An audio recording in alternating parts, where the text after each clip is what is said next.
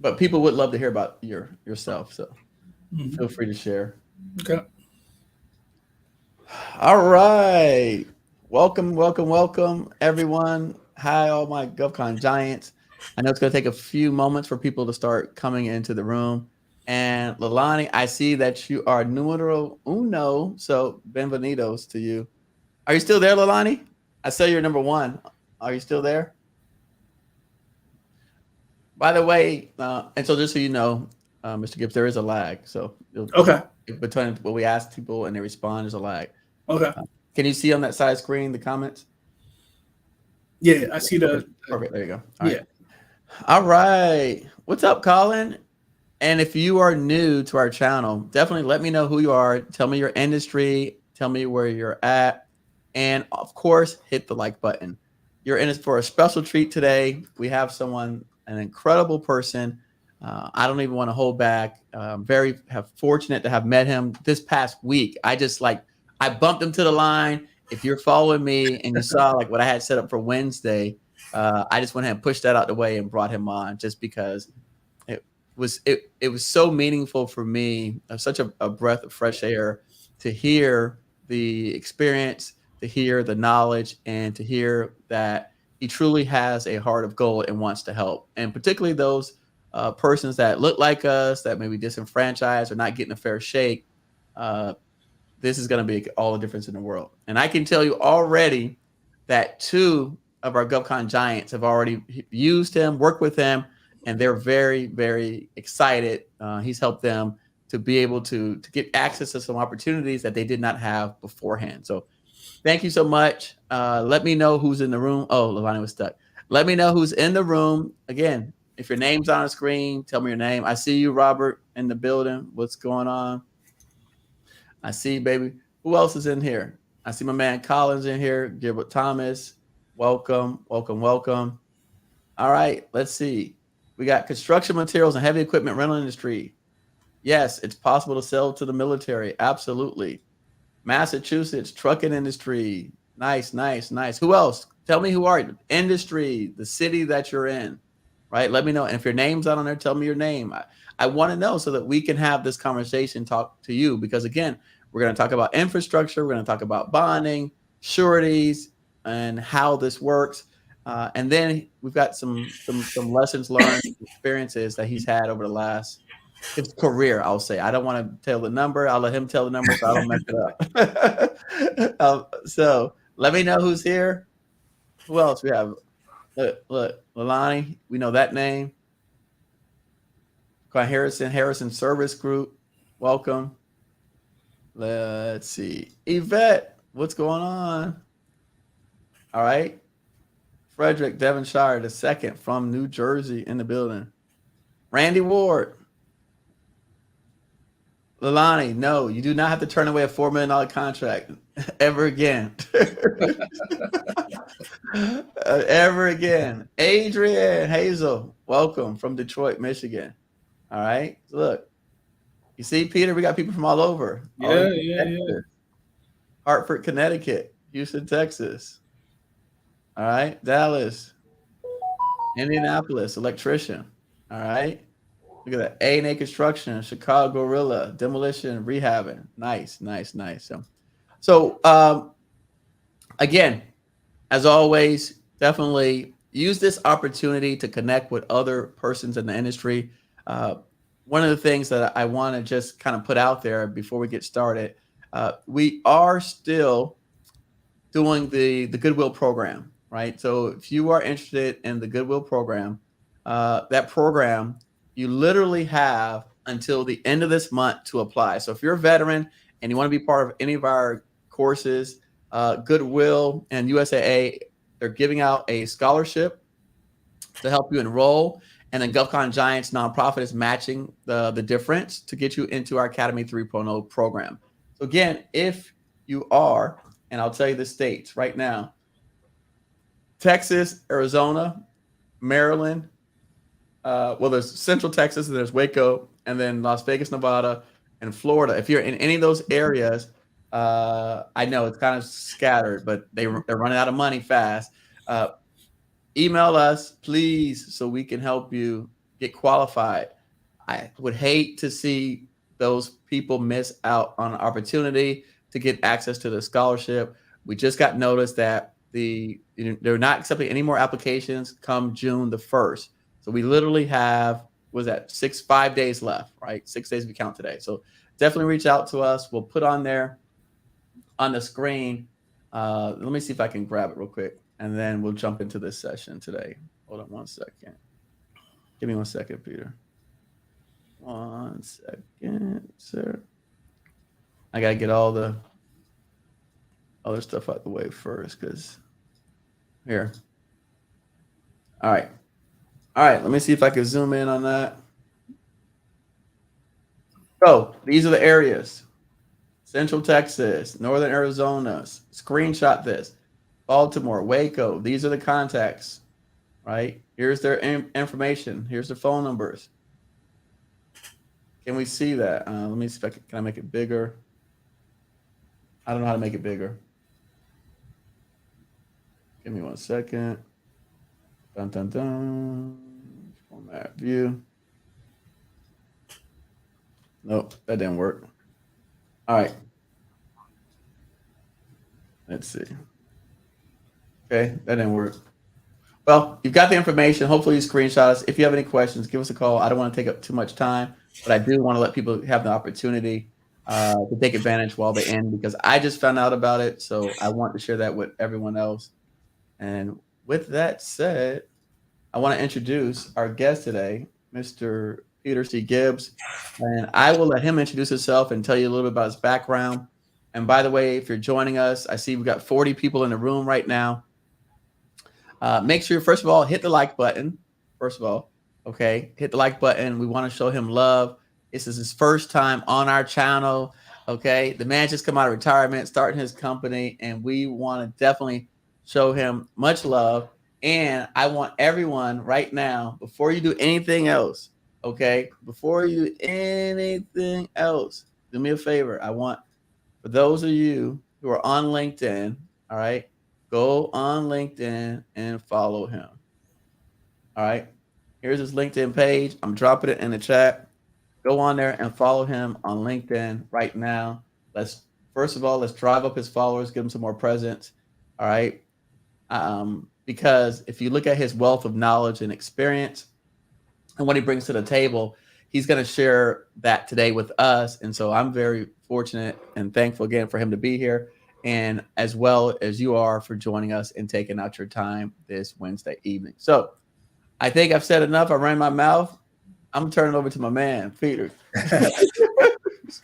Hey, man, I'm so excited to be here, man. That's good, sir. I always like the opportunity to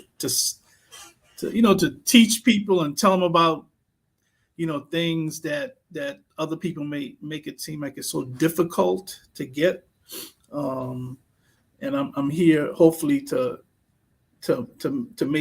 make people understand the bonding process and how they can start get bonding and how they can grow their company or grow the foundation for their company. So just a little bit about me. So I first of all, I'm a retired lieutenant colonel. I spent 27 years in the Army, mainly the Army Reserve. I retired from the Army in 2011. Of course, when you're a reservist, you have that dual profession. So I also spent 32 years for the U.S. Small Business Administration, where I worked in the Office of Cap Access, basically my entire 32 years. The first 14 years I worked in helping in the Small Business Investment Company program. A lot of people don't know, but SBA has a venture capital program, and some of the biggest companies in America got their start through SBA's SBIC program. So I did that for about 14 years, and then for the past 18 years, I worked in the Office of Cap Access. I worked in the Office of Surety Guarantees, and that program is you get appropriated $6 billion annually, and we partnered with surety companies to help companies who are having difficulties getting surety bonds, right? Now, what I did for that program is when I started, the program was dying. They were probably doing about $750 million in total contract dollars. And when I left last August, they were doing about $9 billion annually. I recruited some of the biggest surety companies to partner with SBA. And, I have a pretty good reputation in the industry. So I also understood from my travels around the U.S. that even though there's this tool, or even though there's surety bonds or surety companies, there is still an obstacle for companies in the underserved market, minorities, veterans, African Americans, you name it. There's still obstacles for them to get bonding. So that's why when I retired on August 31st, I started my own agency on October 1. And things have been going tremendous. We've been around for like 7 months, and whatever I projected for the whole year, we got there in 4 months. So it kind of validate my point that this is something that's needed. The surety industry is very few people look like us. Believe it or not, I am the only surety agency that's owned by an African American that has a national footprint. I do bonds. I can write bonds in every state, right? So that's a little bit about me and what I can do, and what I've been doing as far as surety is concerned, right? So do you want to just have a conversation, or do you want me to get into Let's see. Is there anything that people want to talk about specifically? We're gonna get into, like I said, I want to talk about the infrastructure plan. I want to talk about I myself put up here bid bond, payment bond, performance bond. I put that up so we can just touch on that, just to give people an overview what that is, and then maybe some of the high level what it takes to qualify, and then what makes you like one of the things that you mentioned to me that I really like that we spoke about offline was about your track record and the default rate that you guys had at the SBA. I really love that. Yeah. So we all my time at SBA, we had a less than 4% default rate, which, if you understand the industry, I think that the industry has like a 20+% default rate, right?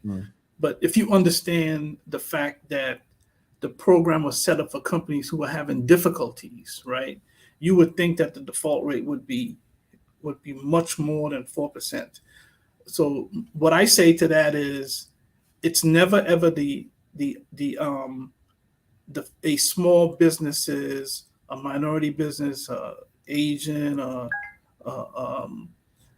veteran business. It's never ever an issue with them doing the work, right? Right. The issue is them getting an opportunity. Right. And the way, especially on the federal side, is it's the law, right? Every contract that is 150,000 and above, you have to have a bond. It cannot be waived, right? Sure. So if you can't get that bond, then you're not going to get the job. And in many cases, before you even get awarded the contract, the business, the agency or the entity, they'll say that you have to get a bid bond, right? So you can't even bid on the project if you can't get a bid bond. So a bid bond allows you to get into the game, right? So if you can't even bid on a project, then you're not going to get the job, right? Right. So those are obstacles that small businesses face, right? Right. So let's talk about what is a bond and why a bond, right? So a bond is basically a 3-party agreement, right? It's between the owner of the project. In technical term, they call him an obligee, right? Mm-hmm. The contractor, right? If you're a contractor, you're the second party, and then the third party is the surety company, who says, I'm going to take that risk, right? I'm going to look at your your credit, your capacity, your character, and I'm going to make a determination on the risk, and then I'm going to back you by that bond, right? Okay. So now let's walk through a process. Let's say you know, Coffie Construction Company is awarded a project, right? So Right. he gets a Sure. bond, and um, you know, after about a couple of months, the owner, and I'm the owner, right? Mm-hmm. You're working for me. I see that Coffie Construction Company is having problems. They don't know what they're doing. The Right. purpose of the bond is me as the owner, I can call the bond, and then they will kick Coffie Construction off the project, and they'll find another contractor to finish the project, right? Right. So what the bond does, it ensures the owner that that project will be completed, right? That's one Right. part of it. Right. Also, if Coffie Construction might be doing a good job, but you know, you're not paying your subcontractors. Right. Subcontractors can call the bond, right? Right. If you're not paying your suppliers, if you're not paying your employees, they can call the bond.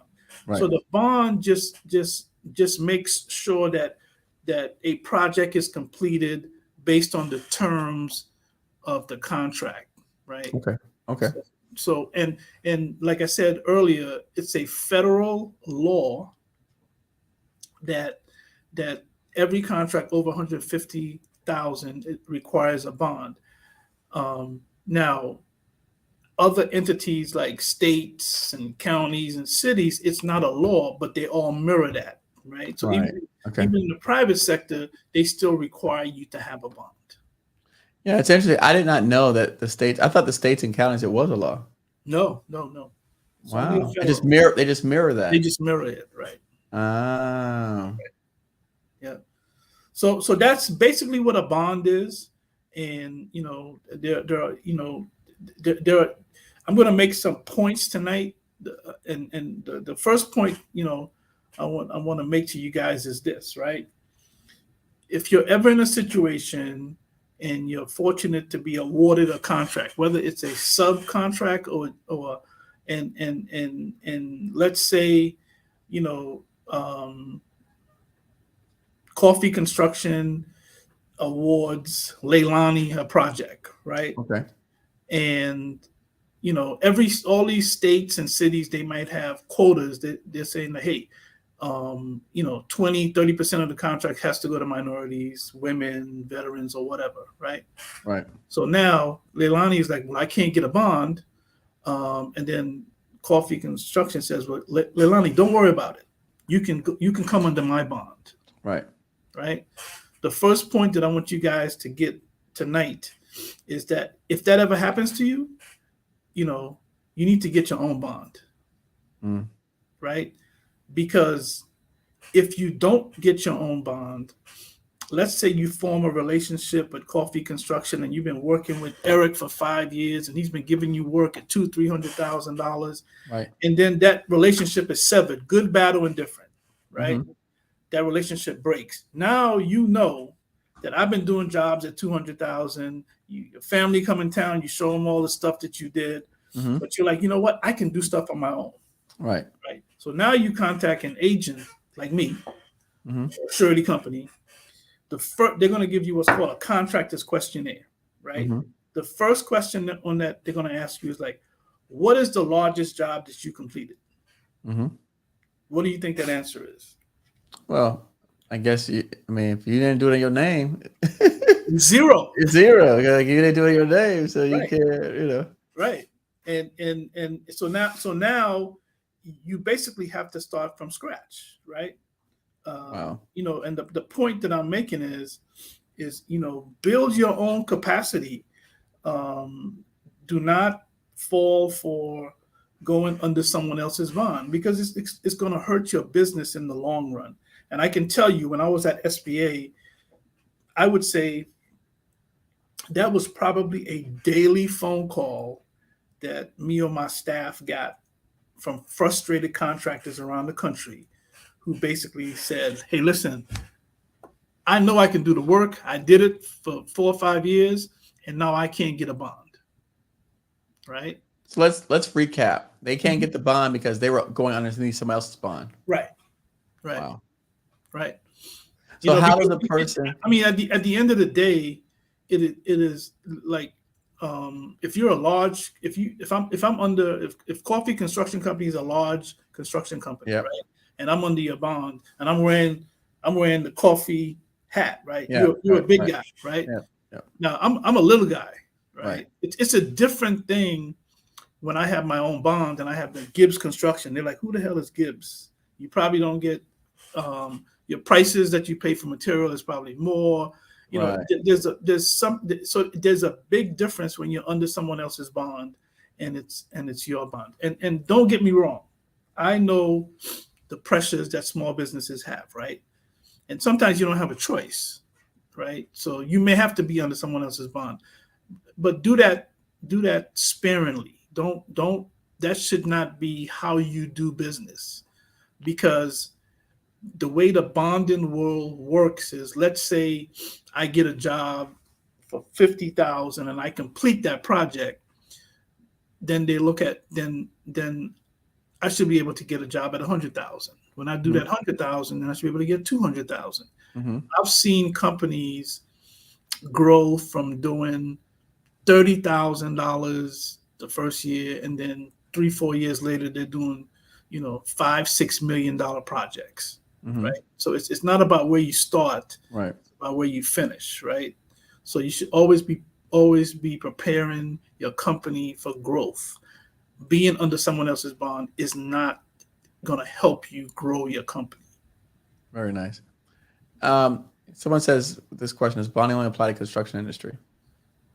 No, you can do it's construction, it's some service and supply, some manufacturing. What I would say to you is whatever business that you're in, you should read the contract and see what the requirement is.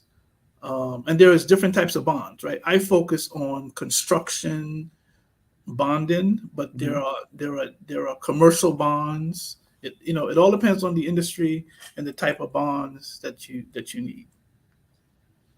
Now let's get into some.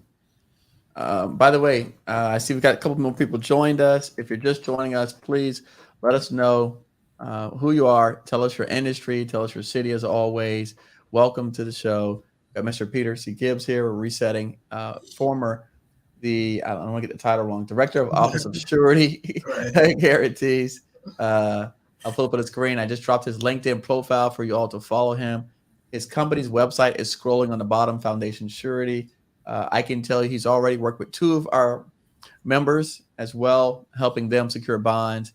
And we've run into some people that had some challenges in increasing their bonding, and he's already made a difference. And I've only known him for literally less than a week. But in fairness, I have had his email in my inbox for a couple months now. So, so I got to take responsibility for that on my side. But, when one of my students came calling and said, hey, we really need to solve this problem, I had to look deep and wide and figure out who we had out there. So now let's talk about the question that you just asked, which was, or you just discussed, which was working underneath somebody else's bond.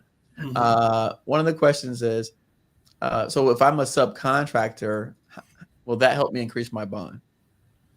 Yeah, whenever you complete a job, you can, the next go around you can go twice that amount, right? Okay. But let me tell you, as an underwriter, what I look for if a company comes to me and they're like, hey, I'm looking for bonding, what do I look for? Right. I'm gonna ask you to fill out the contractor's questionnaire that I talked about earlier. I'm gonna ask you to give me like 3 to 5 years of financial statements. And if you're a new company, some companies don't have financial statements and they might just have tax returns, right? So either tax returns or financial statements. And I'm going to look at there's a thing called a WIP, a work in progress. I'm going to look at a work in progress, which basically shows the jobs that you're working on, where they are as far as completion. I'm probably going to ask you for your most recent personal and bank statement. I'm going to ask you, like if you have a bank line of credit, I'm going to ask you for the most recent statement.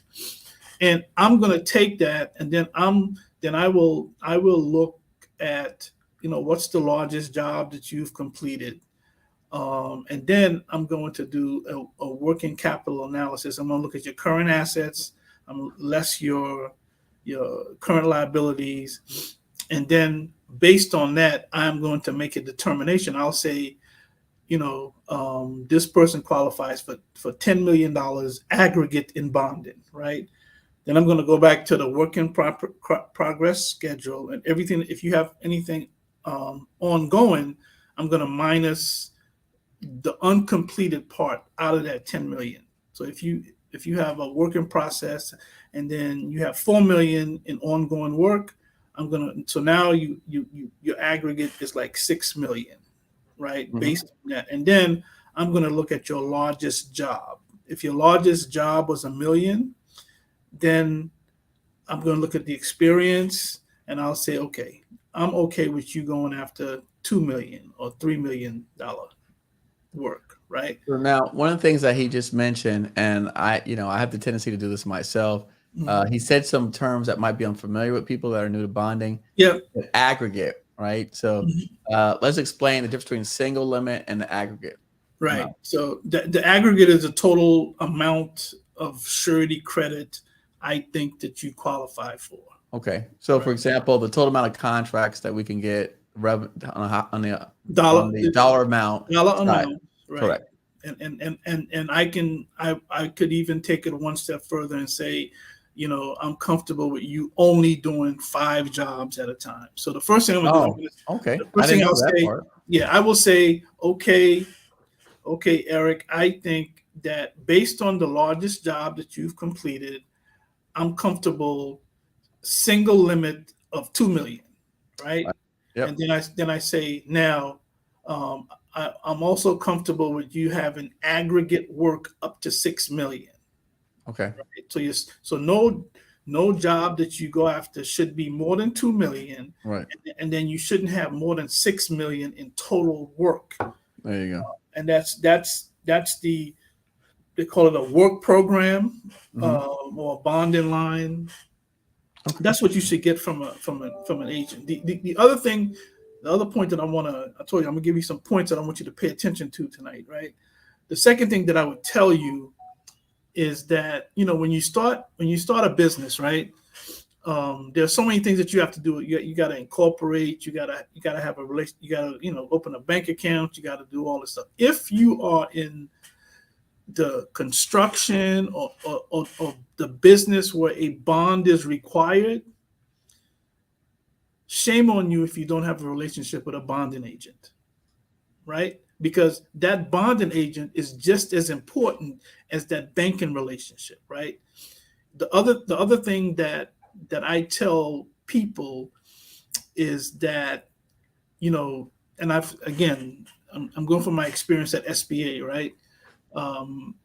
People would come and they're like, well, there's this $10 million job that I'm trying to go after.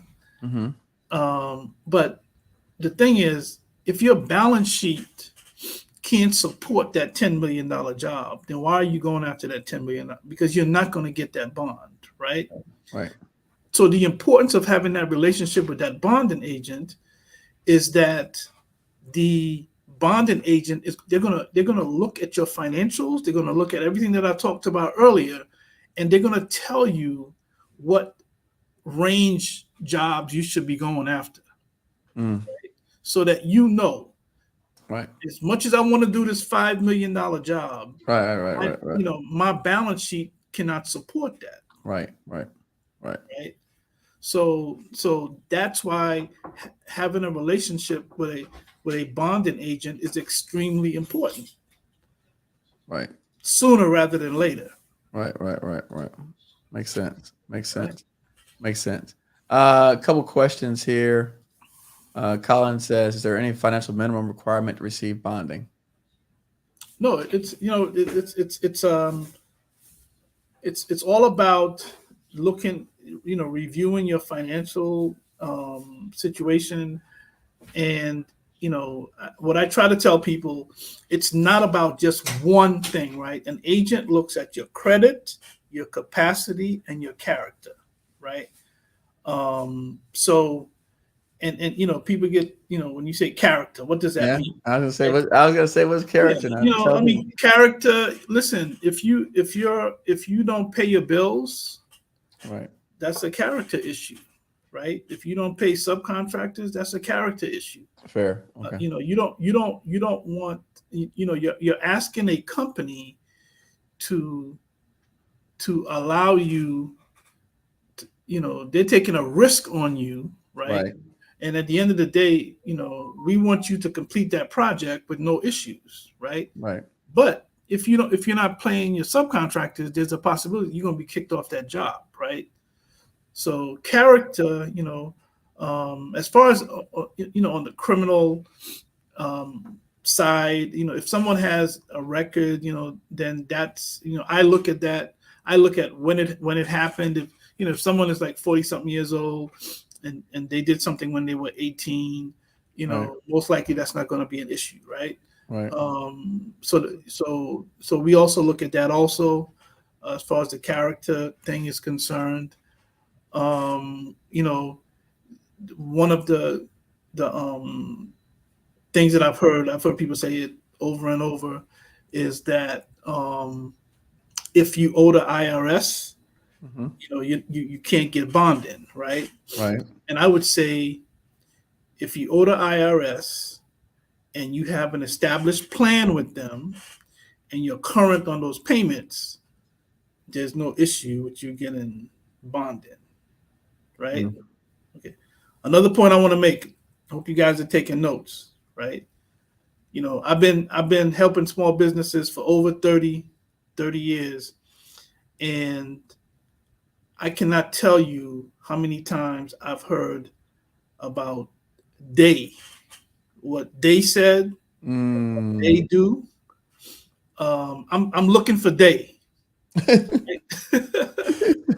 I'm looking for day. So what I would say to you is, if you have questions, find an expert and ask them the questions. Don't listen to they, because they've been disrupting our communities for a long time, Right. Right. right? Right. Right. And if you have a question, if it's a banking question, go to a bank and speak to the manager or whatever. If you have a bonding, call an agent and ask them. Don't listen to they, because they have been a problem for a long time. They're gonna get you in trouble. That's what's gonna happen. All right. Real quick, I just put up there on the screen his website. I've been dropping at the bottom in green. It's been scrolling. FoundationSurety.com. Here's the number to call, email, chat. Here's the email link. I'm gonna drop that in there. I can tell you, like I said, we've already had some success. People using them. They're in Maryland. So again, definitely, I just want everyone to know, connect with them on LinkedIn. Here's the contact information. One of the things that we try to do here is give people resources so that you can make the best decision for your business. And having someone with this level of experience from directly who was, and again, I'll be happy to share it with everyone out there. That's his resume. He was the director of Office of Surety Guarantees at the U.S. Small Business Administration. Director of Office of Surety Guarantees, the deputy director for 11 years. All right. I even have a nice write-up about him, but because the screen share is not letting me share multiple screens, I can only do one thing at a time. But nevertheless, definitely, I want folks to realize that, when you have an opportunity, and this is something that I actually learned, be honest with you, listening to Dan Pena. He said sometimes you got to reach out to lawyers you can't afford and CPAs you can't afford, because they have that information that you really need to take your business to where you're going. But in this particular instance, we have a chance to have someone that I'm pretty sure when he was at the SBA, I couldn't get a hold of him. But now we have him here in front of us. Definitely use all his wisdom, his knowledge, and expertise. Take advantage of that. Reach out, follow him on LinkedIn, give his office a call, give him a chance. What if I have an existing bond relation with an existing surety? What do you say to that? So that's a great Yeah. I mean, like if I got a surety and I'm like, hey, can you get me more money? Like what what like I mean, listen, just like everything else, you should always try to like better your situation, right? Fair. So let me give you an example. If you're with an agent or an agency and you've been with them for 10 years, right? And your rate has been like 2.5%. Yeah. If you've completed, multiple projects over the years and you've never had an issue, if you're still paying 2.5%, then you need to find another agent, right? Because as you grow as a company, mature as a company, you should not be paying the same rate that you paid 10 years ago, right? So, Sure. What I would say to you is, compare, every year you should have a conversation with your agent. You should be going over your plan with them, just to make sure they can support you. And competition is good, right? Sure. And more importantly, you as a company owner, you should be in a position to say, you know what, I know I can handle, an aggregate of $15 million, right? Right. And if that company is not meeting those needs, I would say, sit down with someone else and see what they can offer you, right? I'm considered the expert on SBA bonding, right? Because I basically wrote every rule, grew that program. And let me give you an example of how utilizing SBA can help you as a business, right? So if you're a company and you went to the standard market, right, to get a bond, and I'll use $1 million bond as an example, right? They're going to require you to have 10% liquid cash in the bank, right? So on $1 million job, they will expect you to have $100,000 working capital. Right. Right. Now, if you, many companies, they don't have $100,000 as working capital, right, to get that bond. Right. Now, if you go through an agent like me or someone that deals with SBA, now SBA says because SBA guarantees 80 to 90% of that bond to the surety company, right? So if a bond defaults, SBA is going to pay 80 to 90% of all the losses. So the surety company is only at risk 10 to 20%. 20%, right. Only in America, right? Wow, no, that's amazing. That's amazing. Right? No, so and I'm happy. This is great. This is good stuff. Yeah. So because that company, because SBA is guaranteed 80 to 90% of the bond, SBA says, surety company, surety agent, we are good at 5%. So that company only has to have $50,000 for working capital. Man. Right? Now, it gets even better. I know I sound like a salesman, but that's good, right? So now, and I'm sure many people on this call can relate to what I'm saying, right? When you're a small business, you may not have like liquid cash in the bank, but you might have a business line of credit, right? Right. So SBA says, in the like I said, standard market, $1 million, you have to have $100,000 liquid cash, right? SBA guarantee, you only need to have 5%. So now it's $50,000, right? Now, if you have a business line of credit, the unused portion of that business line of credit can count towards that 50,000. Does that make sense? Yeah, makes sense to me. So y'all following? Y'all yeah. wait, are y'all following this? Yeah. I was taking notes because I'm gonna It's gonna be a test question next week. Eric will give you guys a test question. So the bottom line is, for that $1 million bond, if you have a line of credit of $50,000, you will qualify for that bond without having any liquid cash. Ooh, that's good. Right? On your unused line of credit. The unused portion of the business line of credit can count towards that we've already cut that 100,000 to 50,000, and you that can count towards that 50,000, and you would qualify for bonding, right? What's interesting is that I was talking to a gentleman today. He's like, I don't know anyone who's ever got SBA bonds. Why do you think? Why would somebody say something like that? I mean, it could be a couple reasons. I mean, again, and you admitted that in the beginning when you came to the program, there wasn't a lot of SBA sureties. Yeah, so obviously things are different. So if this, if this guy's been around 20 years ago, he's talking about some 20-year-old stuff. Yeah. I mean, all I can tell you is, like, when I was there, man, we were doing 15,000 bonds a year.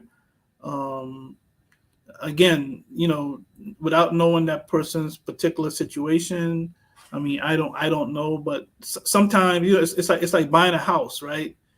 When you're sitting down and they put 40,000 documents in front of you to sign, right? And you just want to get that house, so you just sign it, right? right. Maybe there is something. You probably signed the document and probably didn't even know that it was SBA. But there's a couple of forms that you as a small business has to sign, to qualify for that SBA bond. Tell me if my screen's right. Is it right what I got on the screen? Standard market, 1 million. Project. Right. SBA surety, 1 million. Yep. And yes, you're right. All right. There you go. So the limits on SBA is on a federal contract, you can go up to 10 million per project, right? And a non-federal job, you go up to 6.5 million, right? The other thing that I would tell you also, and this is one of those points that I want you to understand, is that the financial statement level that is required for a bond is based. This is SBA guaranteed bonds, right? Is based on the contract amount, right? For example, if you're going after projects that's 2 million or less, an in-house financial statement should get you that bond, right? Yep. I can't tell you how many times I have met small businesses and they're like, I'm dealing with this agent and we have to have audited financial statements, right? Think about that for a second. No, I have audited financial statements for my bonds. I know exactly what you're talking about. It's expensive. An audit is between $15,000 and $25,000. Yep. But if you're going after jobs that's less than 2,000, an in-house will get you a bond, in-house statement, right? And then the next level up is a compilation. The next level up is a reviewed, and projects 6.5 million and above would require an audited financial statement. So that's another way that you can save money too, because if you're getting an audited financial statement and all you're doing is jobs at 500,000, I mean, you shouldn't have to pay $15,000 for an audited financial statement, right? No, not at all. No way. Yeah. Not crazy. So let me just reset the room real quick. 68 people tuning in. Thanks for joining us tonight. We're talking about bonding with Mr. Peter Gibbs, who was a former director of SBA. This was a nice write-up on him, how he built out their program. And as he said in the beginning, it went from hundreds of millions to billions of dollars under management as the deputy director and then director of the SBA program. And so again, we're discussing bonding. What does it take?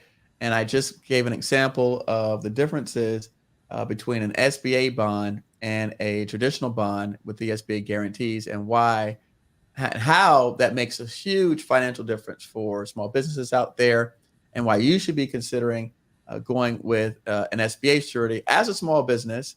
And what one of the things that I promised everyone that we discuss even before I jumped on the call today is I want to talk about how do we get to a $5 million bond, because my thing for everyone out there is I want all of you to have at least $5 million single limit bond. And I didn't even know the XPA goes up to 6.5, he said, on non-federal projects. But, that's one of the things that I'd like to have for folks out there, because we want to take you up to that $5 million in revenue mark. So, and we want you to be able to participate in the Infrastructure Investment and Jobs Act.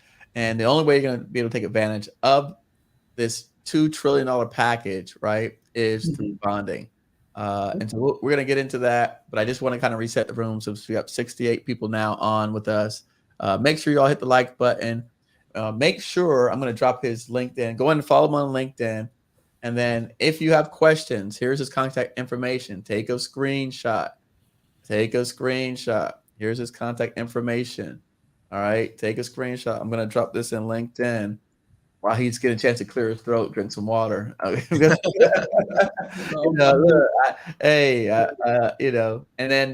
so if you got that information, let me know who you are. We are still taking questions. So if you have not, let us know. Drop in there. We want to know who's out there. Tell me your city that you're in.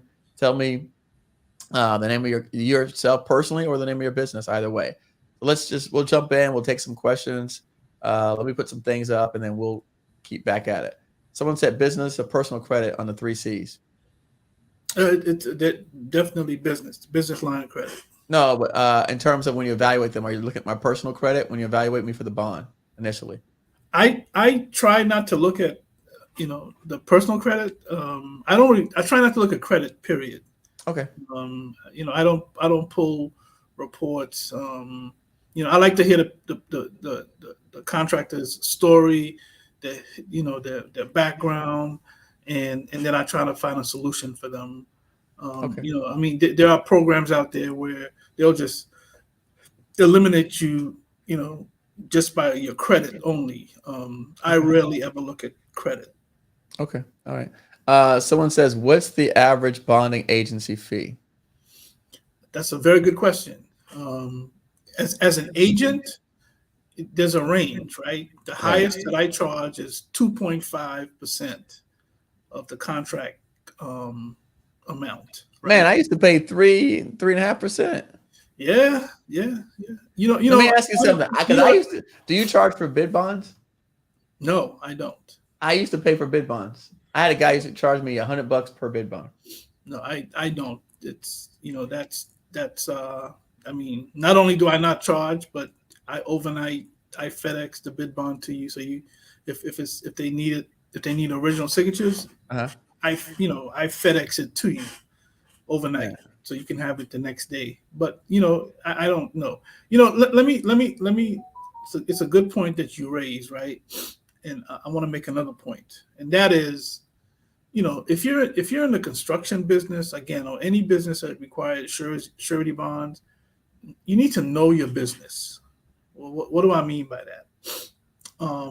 I cannot tell you how many times I would be in a room with people and I would do my spiel. I had a presentation and I would say, listen, if you're paying more than 3.5%, you're paying too much for bonded, right? And then people will walk up to me and they would be like, Mr. Gibbs, I just want to clarify something. You said 3.5? I've been paying 12%. I've never heard that in my life. 8% or 9%, right?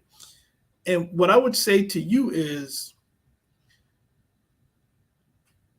whatever surety you deal with, they have to file their rates with the state insurance agency, right?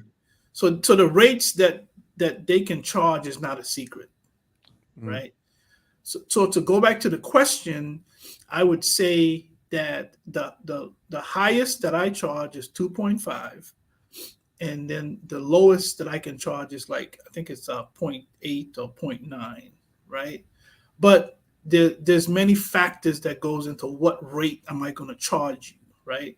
If your financials are horrible, if your experience, you know, so all those, I look at that before I charge, to determine what rate I'm going to charge.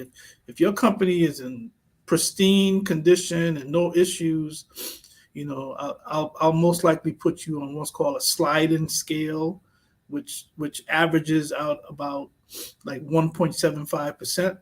Okay. And if my objective is not to keep you in in SBA, because with SBA there's an extra 0.6% that you have to pay SBA, Okay. right? So every year we're going to sit down, we're going to evaluate, and then we will determine what your rate is. So I know that's a long way in answering the gentleman's question about the rate, but there are many factors that determine what the rate is. But again, the other point to understand is, if you're doing everything, and it's all about risk, right? Right. If you've been with an agent for 5, 6, 7 years and you've never defaulted on a job, shame on them for not decreasing the fee that they're charging you. Wow. Right. Right. No, it's a great answer. It's a great answer. Yeah. Qual LED lighting. Can Peter explain how does bonding as a subcontractor give you a completed project? What changes if you bond your own part of the project? Well, it's an interesting question. So can Peter say, how does bonding as a subcontractor give you a completed project? Well, again, bonding is a requirement, right? So if your contract says that you have to produce a bid payment or performance bond, then you have to produce that, right? Whether you are the subcontractor or the GC, the contract is going to determine what the requirement is, right? And when you complete whatever portion of it, then the project is completed, right? What changes if you bond your own part of the project? What changes if you bond your own part of the project? That means that you're building your company's capacity, right? So when you go out for bonding, now you can say, I've completed a $500,000 job. Now the agent will consider you for $1 million project. So it's significant for the growth of your company to have your own bonding as opposed to being under someone else's bond. Nice. I think you answered this question already. Does SBA have a set bonding rate?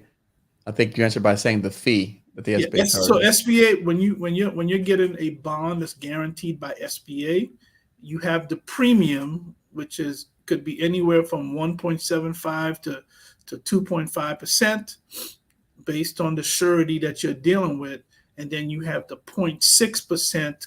They call it a contractor fee that you have to pay to SBA directly. There you go. All right, nice. All right. Randy says get lines of credit. Melania says Peter changed micro consult from micro small business to a small business. All right. V&H Fashion says, now when he says line of credit, is that business or personal line of credit? Definitely business. All right. There you go. TRJ Work says, what should we have in place, Dewey, before we call you? I want you to call me and I'll tell you what you need. I'll send you a package and you can fill it out. I pride myself in customer service. I'll walk you through the process when I answer any questions that you have. And, what I try to tell my clients is, I want to be more than just a bonding agent, to my clients. I'm trying to build a partnership. So I have resources that I can turn you on to. For example, if you want to be an 8A, I have a relationship with Cliff Tolson, who's a fellow SBA retiree. But the thing is, he ran the 8A program, so he has a 97% approval rating for 8A. I have a, the other thing is like, there is accounting, and then there's construction accounting, right? So you need to have a construction accountant. So I have a CPA that I refer people to, and I have a lender that's non-traditional to try to help companies get a business line of credit. And so you're going to get everything that you need from me, so that we can help you build your company. Let me touch on another point, right? and it's important to understand when you're running a business, especially the construction industry, right? Many, and for just a little bit more about me, before I came to government, I was the CFO of two construction companies, right? An 8A firm in Dayton, Ohio, and then a larger firm in New York City. I know I look young, but I'm not that young, right? So so if you go to a non-construction accountant, many of them, they convince their businesses to get an extension, right? I mean, it sounds good, but if you're in a construction company, that's a negative for you, right? Because the construction company, they're like, you want me to take a risk on you, but I don't know how you performed last year, and I got to wait 9 months, right? So when you have a construction company, they understand the importance of, listen, I got to get Coffie construction financial statements done. Yeah, you have to. No, you have to. Yeah, there's no extension. Right. The other thing is, when you're a small business, a lot of companies, they take money out of their company, and when you're in the construction business, that's not a good thing, right? There should be a reason why you're taking money out of your company. So the important thing here is align yourself with a construction accountant, if this is the business that you want to be in. Wow. No, I like it. Got GY Nin, glad to be here. Good job, young man, starting off construction company. Love it. Man, Kendrick says fire. Quinn Harrison, mind blown. All right. Question. Can we be a reseller referrer of this if we're a Govcon consultant? I have a smooth construction companies that need this.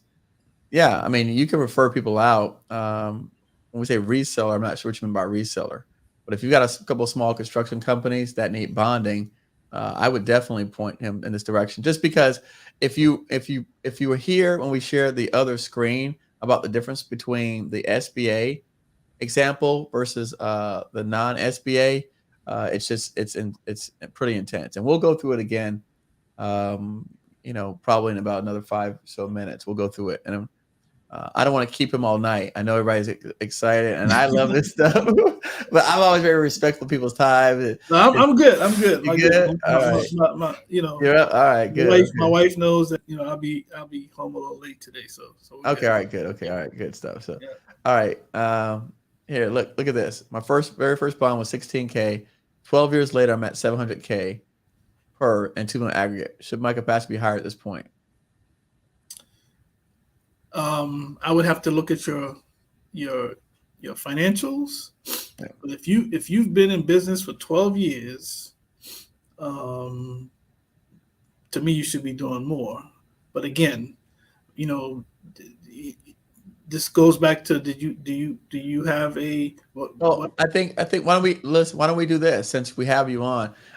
Firm enterprises, do you want to come up and again, we're not talking about your numbers, but if you want to say like your largest project size, your average project size, those are the kind of things that I know that for me, when I got my bonding up to it went to $5 million aggregate. I think I was at like a $2 million single limit, and then I ended up getting 20 million but that was through my still building enterprise.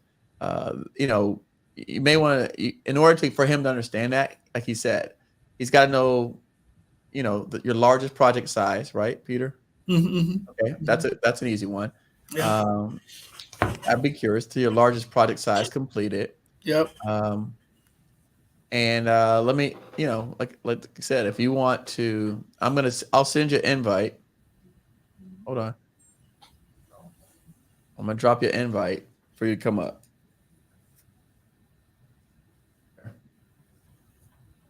There's your invite. Feel free to come up, and then we could talk through it, and he could probably help you. We'll talk through that right now. All right. Let's see. What else questions do we have while we're waiting for? Hold on 1 second. We're waiting for everyone else to come in here. All right. Could a joint venture help increase your bonding capacity? I mean, it depends.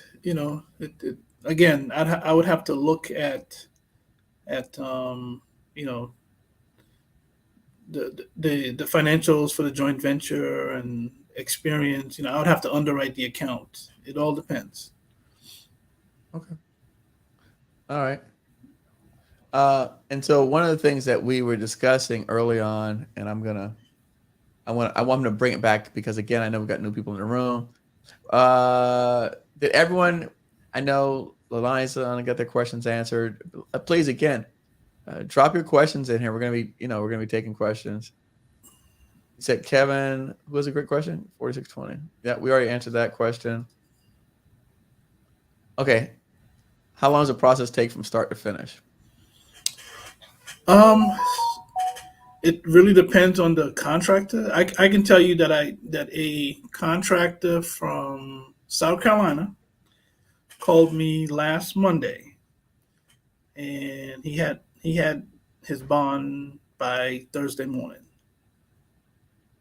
So it all depends on how fast you respond, how fast you get information to me, and and then you have to pay the fees of cost, and then so it could be as quick as 3-4 days, or it could be longer if we're waiting on information from you. All right, nice. You sent me something earlier. I'm gonna pull it up on the screen here about your rules, your Gibbs, The Gibbs Nuggets. Gibbs and Nuggets. Yeah. While we're waiting for people to come up, and we're gonna use that other example. Yeah. Let's pull that up on the screen here. Yeah. All So I came up with this list for all my years, and meeting people and people saying stuff to me, and it changed over the years. But since I retired, whatever I had on my list when I retired is what I'm keeping on my list, right? So I'll just go over them real quick. And these are for contractors, right? Hire an accountant for your first full-time employee, right? Ooh. So people, for a contractor, that's hard, right? Because they're not an estimator, they're not a project manager, but the point here is, if your back office is together, your business is gonna exist for a lot longer, right? Establish and maintain a good banking relationship. We talked about that. Concentrate on one trade and master it, right? Start small and gradually increase your business. Establish and build a good surety relationship with an agent. We talked about that. When you start making a profit, don't jump into areas that you have no knowledge of, right? Yeah. Don't enter into a joint venture with a company unless you know everything about that company, including seeing in detail their books and records. And the other part to that is, use your relationship to train key employees on your staff. Don't just be satisfied by putting on a hard hat and walking the job site. A good example would be, if you're a small company and you're doing a joint venture with a larger company, say, hey, listen, I just want my CFO to spend 1 hour a week with your CFO. I want my estimator to spend an hour a week with your estimator. Yep. Use that. You go beyond the job, You know, Mm. when you exit that relationship, you should have developed, you know, at least a couple of people in your company, right? Know your competition in the job cycle for contracts that your firm is interested in. You know, don't go out here blindly. You know, know your competition, know what they're doing. You know what jobs are coming up for bid. Um, know how the government operates before becoming an 8A contractor, right? Big one. Big one. Hold on. Wait. Hold on. I gotta put on a big screen for that. Hold on. Wait a second. Yep. Did y'all hear that? Yep. Did you hear that? Say that. We can say that one again. Know how the government operates before becoming an 8A contractor. Amen. I know so many businesses who are 8A firms, and they are 3-4 years in and they've not gotten a job yet because they're just learning how the process works, right? And diversify your portfolio to include private and government contracts. You know, because after that 7-9 years with SBA as an 8A contractor, you on your own, right? Yep. And the failure rate for many 8A firms once they graduate is pretty high because they just focus on getting government contracts. So these are just some of the things that I've learned over the years, and I have every time I would do a speech and people would come up to me, I would go back to the hotel room and I would write down things, and the more I heard it, it made my list. Right. Right. Sure. I love it. I love it. That's good stuff. By the way, again, if you guys haven't already hit the like button, please hit the like button. Like I said, this is good stuff. I have it in this PDF format. Let me see if I can, before our time is up, we can drop it back on the screen. I just want him, and I'm going to let him go over that example one more time that we mentioned earlier, the difference, because again, some people are just coming on now, I definitely want you to understand the difference between a standard market surety and an SBA surety. And so if you could go through that example for us. Yeah. Quick, So just to recap for folks. Yeah.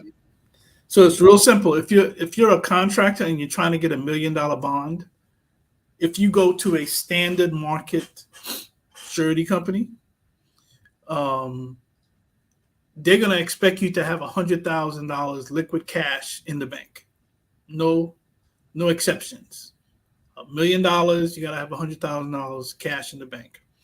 If you go to a surety agent who's familiar with SBA, this is how, as a small business, this can benefit you. Because SBA guarantees 80 to 90% of the bond, SBA tells the surety company that we're okay. Instead of having 10%, we're okay with 5%, right? So you've dropped. So the working capital requirement has dropped from 100,000 to 50,000. Now, if you have a business line of credit, whatever the unused portion of that is, that amount can go towards that 50,000, right? So at the end of the day, you could have zero cash in the bank, but if you have a business line of credit, you can get that bond for $1 million. And then we talked about the limits. The limits, SBA will guarantee bonds in the federal sector up to $10 million per project, and non-federal jobs $6.5 million per project. That's the max. One of the things that I did before I left SBA, and it's the bill that has not passed, but they're included in that bill, is to increase the non-federal job limits to 10 million and the federal limits to 20 million, right? And I'll take this time to say say one other thing, and that is, you see all these reports about the infrastructure bill and all these opportunities. And as a bonding guy, every time I see people talk about it, every time I see it on TV, I yell at the TV, if you don't have a bond, you're not going to be able to get any of those contracts. Right? So start now building a relationship with an agent so that you are in a position to take advantage of opportunities because of the infrastructure bill. Wow. I love it. That was great. And by the way, I did drop in there his PDFs that he sent me. I dropped in that into it's a Google Drive link that's on the screen. So if you are here live watching this, the Google Drive link is on the screen. I'm going to take a couple more questions, and we're going to wrap up. All right. What about a credit card line of credit? I don't look at the credit card line of credit, and I think most agents will not look at that. All right. Good stuff. So, like I said, follow him on LinkedIn. I'll share his information one more time. Anybody else has anything else? I know we've learned a lot today, but you're getting it directly from the source.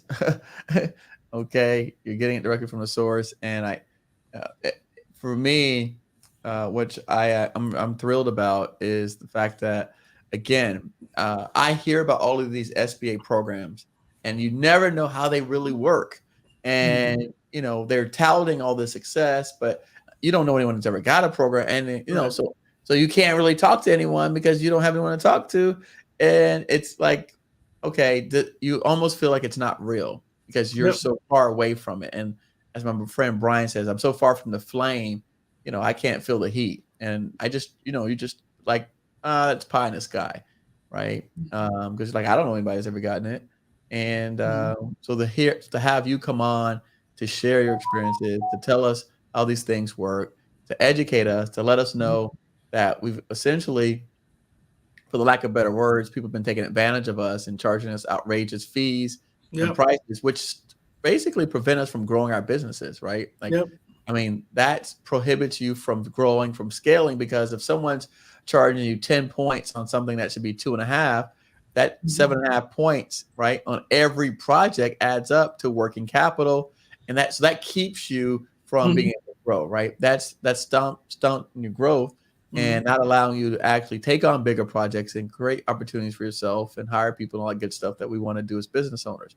Yeah. So I'm thrilled because I thought 2.5% was like super cheap, right? And you're telling me that's your top line, not the bottom. That's the most. Hey, the most I charge. I'm thinking I'm getting over at 2.5. Like, hey, I just got over this guy. He don't even know what he's doing over here. Yeah, and what I try to do is, like I said, I try to give people a plan. Listen, I need for you to get a construction CPA. I need for you to do this, do that, and then, after the first year, then I'll drop it to 2%, right? Right. So now you're all in is the 2 plus the 0.6 to SBA. Right. Year number 2, if you follow everything that I tell you, then I'm going to put you in the standard market, right? Yep.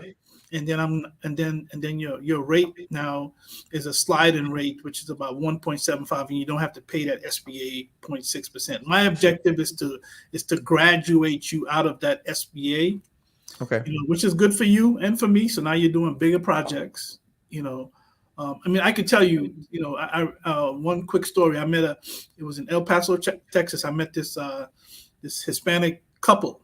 Yep. And,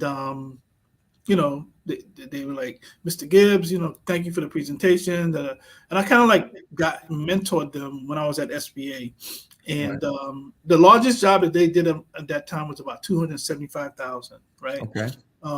That company right now is doing about $29 million a year. Woo. And they grew that in about 3 or 4 years. So, there's a path. One of the examples that I tell people is, I went to school in the Brooklyn Public School, so I'm not that smart. So if you have a contract, if you're a small business, every time you get in the room, everybody wants that $1 million contract, right? So I say, listen, if you're fortunate to get that $1 million contract, that's fine, right? But if you get, and some of you who might have a calculator, if you get 4 projects at 250,000, I think that's $1 million too, right? That's also $1 million. But the point of that illustration is this: if you have that one project for 1 million and you default on that contract, most likely you're out of business, right? If you have 4 projects, still $1 million, you could probably have issues on 1 or 2 of those projects, and you'll probably still survive, right? Yeah, and that's the kind of coaching and mentoring that that I try to talk to the companies that I deal with. Like I said before, it's not about just writing a bond. It's about building a relationship, a partnership, and building the foundation for your company so you can be around for a long time. I love it. Well, I'm going to say this. We're wrapping up with everyone here. You got the PDF. Did it work, everyone? Yes, it worked. Good stuff. I'm happy that it worked for everyone. One of the things that, again, as we're wrapping up today, I just want to remind folks out there that if you're interested in, I've already given you his information several times. I just want to give you one other piece of information. If you have not already applied for the USAA grant, Goodwill Industries, to take any of our programs, they are suspending. They're no longer accepting applications after the end of May. So starting June 1st, they're no longer accepting applications. So if you're in any of these areas, Central Texas, Arizona, Baltimore, Waco, Vegas, Sarasota, here's the contacts, names, and numbers to reach out to enroll in our programs if you're a veteran or a veteran spouse. So I did want to make sure that we got that information out there because we've been very fortunate enough to have USA as partners in Goodwill Industries support us through a grant that allows students to be enrolled in our programs. And so we definitely, we actually, the first person, we went through all of his 60 scholarships. I mean, not alone, but we helped contribute. And so they gave us 5 more locations to expand it. Several people on here have been the recipients. So this is great. Like I said, this is the kind of information we talk about. We're planning on bringing him back probably in a more intimate session so we can actually do one-on-one stuff. But I did want to introduce him to the world, to our community, to the people that follow us online. And so that way all of you can start getting reduced rates, more access to larger bonds so that you can do more contracts and grow. And I'd love to hear your success story going from 275 to 29 million as well. So I thank everyone out here. It looks like we don't have any more questions. So I'm going to go ahead and wrap it up. And I'm going to let Mr. Gibbs give you some final words of wisdom. No, thank you so much for having me, man. I really appreciate it. And, like I said, don't listen to they. That's the words of wisdom I would tell you. Don't listen to they. Don't listen to they. Find a professional and ask them questions, and find your solution that way. All right. There you go. And we're always here to help. Don't listen to they. And let me put his information on there again, because I know some of y'all slackers and y'all don't screenshot like I told you to screenshot it. Here goes his information one more time. Here's his email. There's his number, foundationsurety.com. Here's his LinkedIn. Follow him on and I had a hard time following him. You got to put in Peter C Gibbs. I learned that. But it was hard finding him on LinkedIn. You got to put in Peter C Gibbs because Peter Gibbs is a common name. I didn't know that, but all right. So thank you so much, sir. It was a pleasure, and we'll be talking soon. We'll connect. I'll give you some time, and probably next week I'll send a message and we'll connect. All right. Okay. Thank you, everyone. Take care. Good night. All right. So what'd you think? Good stuff, everyone. A lot of fun, exciting to hear. And I just, like I said, this is I'm very thrilled to be able to bring these folks on to share this because, like I said, I was one of those persons that was taken advantage of, and so I know what that feels like, and to hear how these programs work and how we can save money. That's what I'm about, right? Is helping to basically facilitate. And by the way, I'm not paid a nickel. We have no affiliation. I don't get any money. And again, look, how can he afford to give me some money if he's only charging you 1%? So I just want people to know that these these are the kind of resources that we want to bring to you directly from the source. Not, I don't want to be 3-4 people that tell you how to get to a person like a Peter. I'm giving you the source. So that way you can get all the juice out of the squeeze. All right. And that's what we look forward to doing, because I'm for supporting disenfranchised people, minority people, women, but I'm for, supporting all of these groups. So I'm excited that we're able to do this. And I hope you enjoyed the session. And as always, thank you. Make sure you give us a like, make sure you share it. Get this information out there. One of the things that we discussed, there's more than enough money for everybody. There's no shortage of money. There's no shortage of money. I promise you that. Lalani's killing it in the game. I don't know how many sole source contracts she's picked up. How do we direct veterans to scholarships? So here again, there's for the veterans, what I would say, let me pull it right back up since you asked the question. Let me share it one more time. For the veterans, we've already, what they've done now is, because they're running low on the scholarships, what we're doing is, if you're in any of these areas, Antoine, this is the areas that we're covering now. So this is the areas I would tell them if they're in any of these areas. So for example, Tess, she's Central Texas. Here's her information right here. There's her email. There's her phone number. Phoenix, Arizona is Jeremiah Williams. If you have a name, Jeremiah, you can always call Ryan. Ryan is our main coordinator. So Ryan's always, for me, the go-to. Dante Wilson's out of Nevada. Denise is out of here, Waco. And then Natasha Douglas is out of Maryland. So these are the contacts for the Goodwill programs where I would direct the veterans. All right.